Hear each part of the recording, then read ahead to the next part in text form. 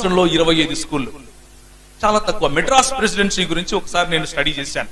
మెడ్రాస్ ప్రెసిడెన్సీలో ఏ విధంగా క్రైస్తవ సమాజం ఎలాంటి పరిచర్య చేసింది. 2 చేతులను, ఒక చేయిని విద్యాలయాలుగాను, ఇంకొక చేతిని వైద్యాలయాలుగాను, ఈ రెండిటిని వారు ఉపయోగించారు.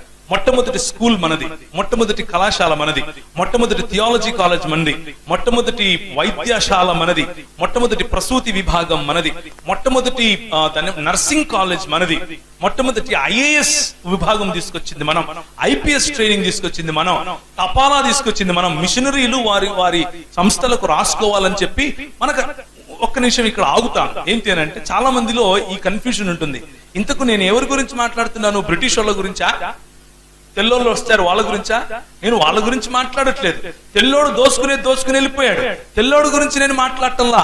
తెల్లోడైనా నల్లోడైనా మన దేశానికి వచ్చినటువంటి మిషనరీలు ఎక్కడెక్కడి నుంచి వచ్చారు?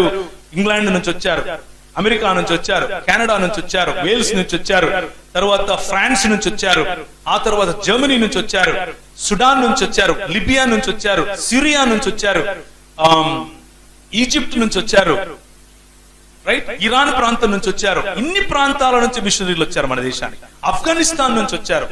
షేర్ బహదూర్ గారు అప్పట్లో ఆఫ్ఘనిస్తాన్ నుంచి వచ్చినటువంటి మిషనరీ గారు. ఆయన మాట్లాడితే ప్రజలు వణికేవారంట. అలా మాట్లాడేవాడంట ఆయన. ముస్లింల మధ్యలో పరిచర్య చేశాడు.